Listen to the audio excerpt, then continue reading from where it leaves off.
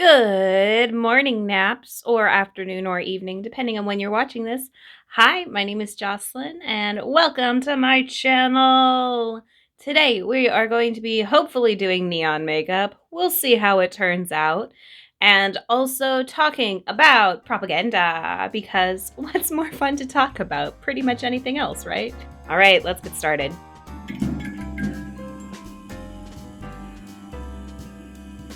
First things first, we are going to start out with our Mary Kay primer. And I'm just gonna take a little dollop, bam, and place it on my face.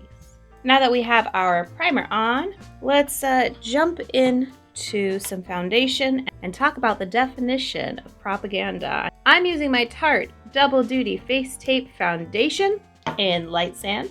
Put some on the sponge and then I dab it around a little bit. Merriam-Webster Dictionary has 3 definitions for propaganda. Kind of interesting considering I usually only think of it as having 1, maybe 2 definitions. But the one that was listed as number 1 was the one that surprised me the most. The number 1 definition is actually as a proper noun. I know, bizarre. And that proper noun is actually in reference to a Roman congregation of the Curia, C-U-R-I-A. I'm not sure how to pronounce that, I'm sorry. But they had a jurisdiction over like missionary territories and related institutions. So there you go. That is another way to use the word propaganda. The ways that we are more familiar with, however, are definitions 2 and 3. 2 being the spreading of ideas or rumor for the purpose of helping or injuring an institution, a cause, or a person. And definition 3 is facts, ideas, or allegations spread to deliberately further one's cause or to damage another's cause, an opposing cause, which also has to do with public action having such an effect. So that's interesting.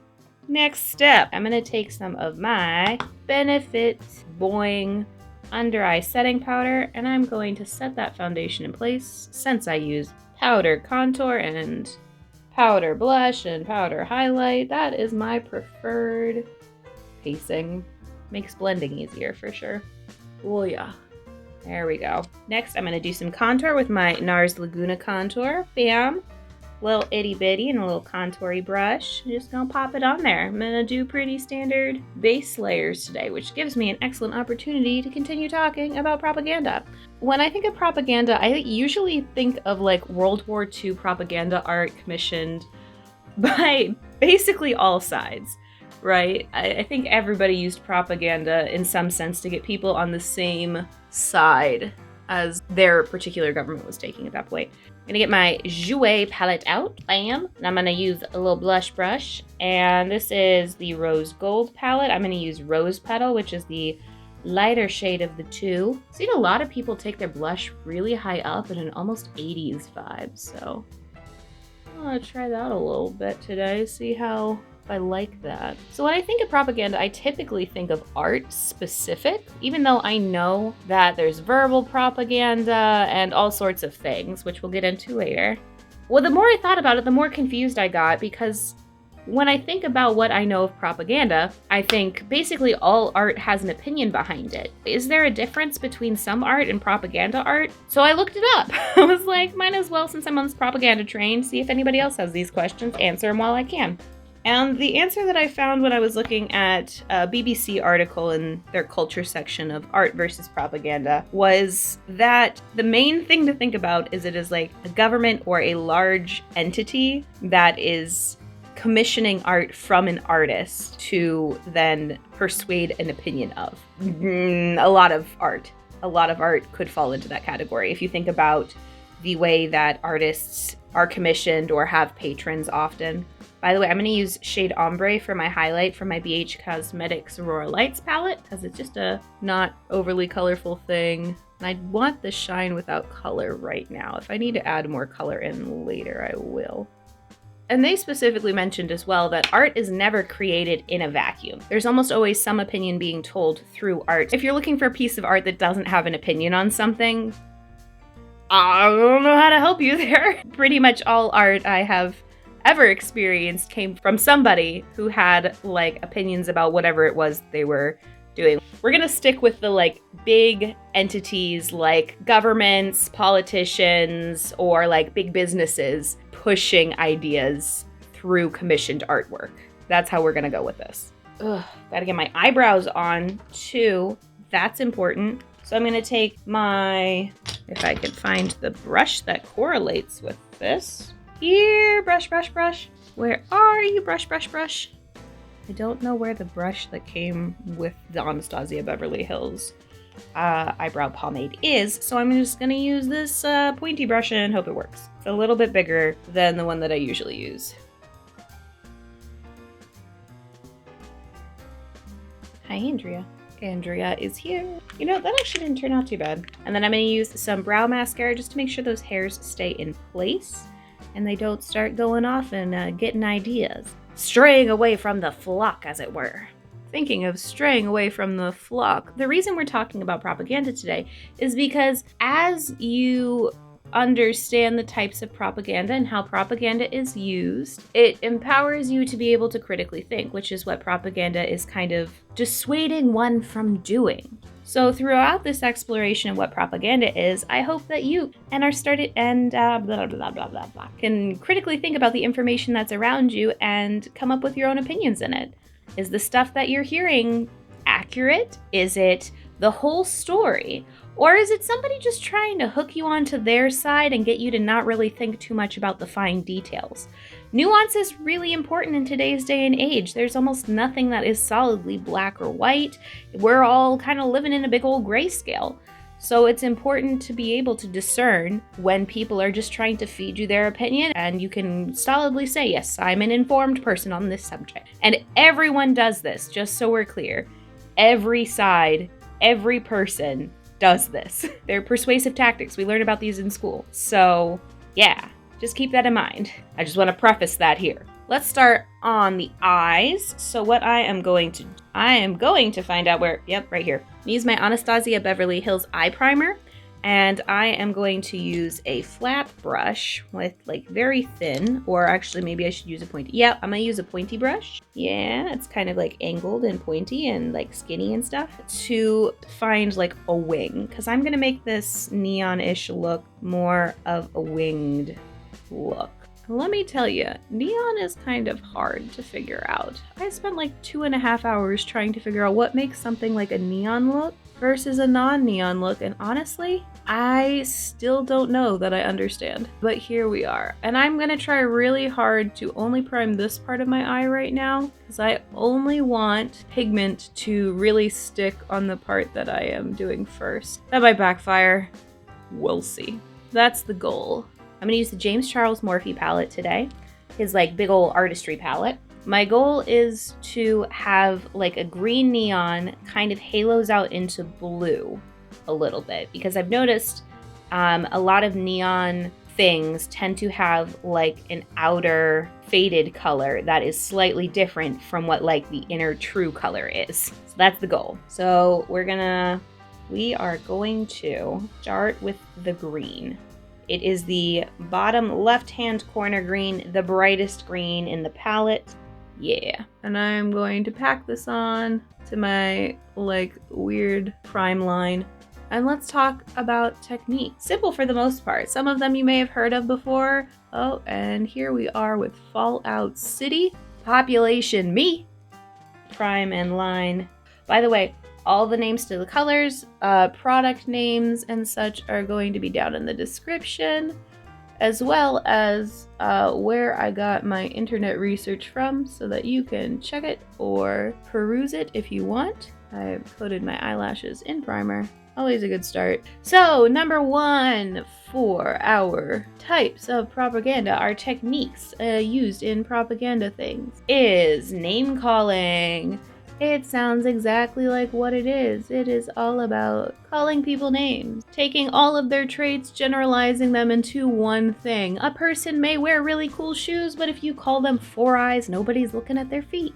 And in that instance, it's also a big bullying tactic. But bullies have large amounts of power in like school settings, in work settings, or at least they have perceived amounts of power in those settings, which means that they would be like the small scale versions of like the big entity in that space. Number 2, I'm going to take my eye primer again, and I am going to expand and clean up that green line a little bit. And this is going to be where I place my like blue outline around it. So I'm going to try and be careful. Number 2, good old bandwagoning. Bandwagoning is all about having people join in because everyone else is doing it. It's the popular thing to do. And kind of, you can think of this as almost like the peer pressure, because it is all about joining the crowd. Specifically, they want you to join in with whatever is popular at the time. So I'm going to use my like itty bitty brush that's supposed to be an eyeliner brush, I think. And I'm going to go dip into this, so beautiful vibrant blue. There you go. That was a bad idea. And I'm going to put that right over the green that I have, trying to give this a little bit of a halo, and then I will try and find a brush to slowly, carefully blend these together a little bit. So bandwagoning is really popular tactic to use as well, because it's simple. You don't want to be left out. You don't want to be on the wrong side of history. You don't want to be one of them. I'm going to just try and clean brush it away, make sure that I don't smear it everywhere. That actually worked out okay. Next one is glittering generalities. Are all about positive words paired with particularly beloved concepts. So a really good one would be like, we are preserving family. We are maintaining freedom or protecting freedom. So the idea of protection is positive. We want to be protected. We associate protection with safe. We have that word that means something positive to us, protection, and then freedom, which is a particularly beloved concept if you are in the United States and perhaps some other locations as well, because I'm not a professional and I do not claim to know everything about everything. Well, you can totally do this with eyeliner too if you have neon liners. Smoke these into each other a little bit. Okay, go back in with some green and make that really, really there. I think I'm going to take this like glittery shade within the James Charles Morphe palette. I'm not holding it up because like I have it placed very specifically on my desk. After glittering generalities, we look at card stacking. It's specifically looking at the positives that will persuade public perception. This may or may not look like neon after this. I'm hoping it does, but at least it kind of looks cool. Along with card stacking, only using positive words, we also have the plain folk methodology. This is where you're trying to take specifically usually a politician or perhaps like a CEO and make them feel like one of the regular people. Cool, so we're getting that little smoke there. I'm gonna go in and on that, just like right in my crease and closest to like this outer corner area, I'm gonna take a little bit of a darker shade. I think I'm going to use, maybe I use a little bit of the dark green shade in the Morphe palette. Hopefully this works. I'm gonna take a flat brush because why not? I just want it to be particularly dark right here because I feel like I need more dimension to my eye right now. A little bit lopsided. We're okay. Okay. Next thing I'm gonna do, and this is where I'm a little nervous, is I'm gonna take NYX Epic Wear Waterproof Eyeliner in white, and I am very carefully going to try and give a nice white line in the center of that green, giving more of that neon glow, like that almost bright point where the neon is almost not colored anymore because it is so bright.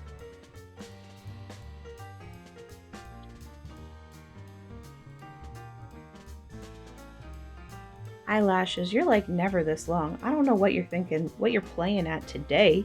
If my eyelashes cooperate a little point, or I'm just gonna live in fear. And okay, maybe that's fine. So another thing that people often do, and you can think of this as similar to the glittering generalities, is transferring. So transferring is when you are taking a symbol specifically that has a connotation and you are trying to transfer that feeling, that understanding, or that power of that symbol onto whatever your cause is. So if you are trying to show that you are peaceful, you may have a symbol that feels peaceful. This is used a lot in marketing campaigns too. I'm going back through with the green and just trying to make sure that the edges of that white are where I want them to be. And I'm still getting that like green halo over it. I'm going to use the Urban Decay 24/7 Glide On Pencil in Deep End. And I'm going to go in my waterline to kind of get that blue halo hue on the bottom.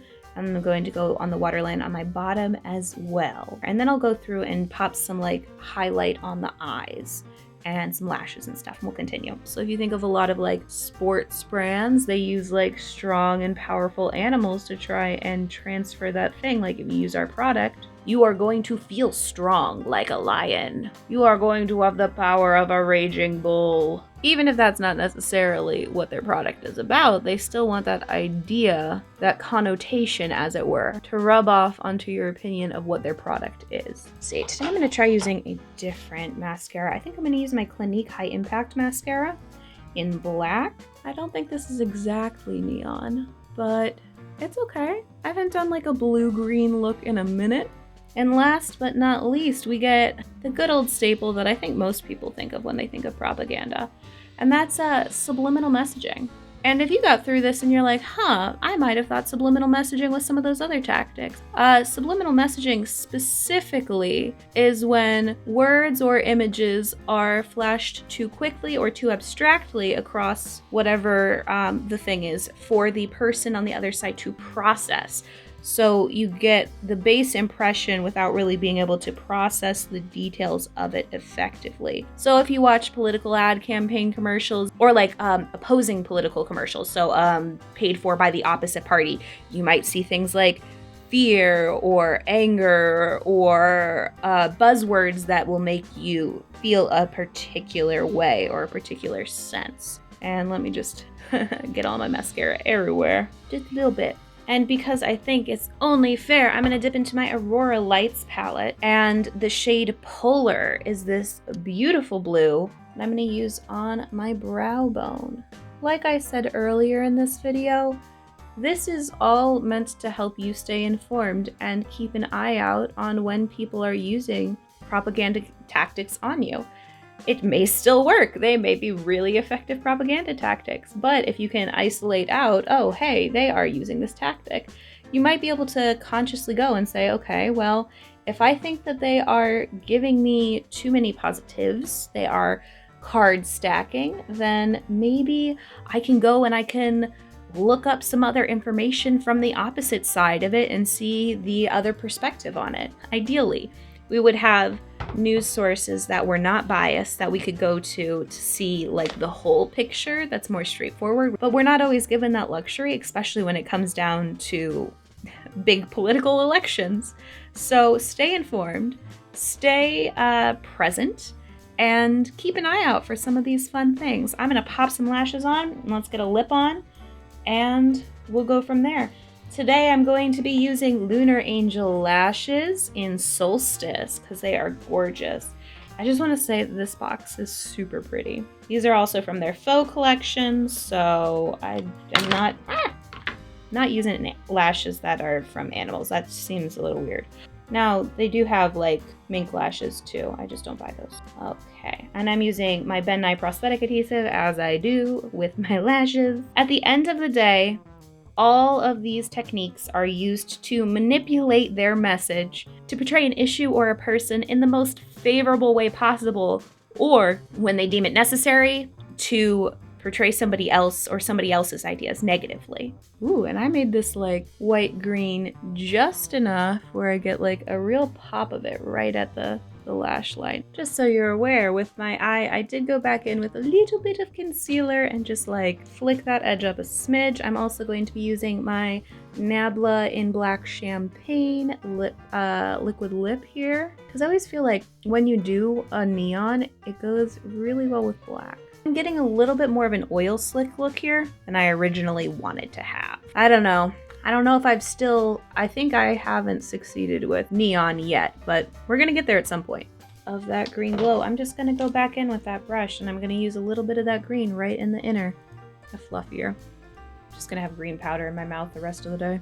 I don't know how I feel about that.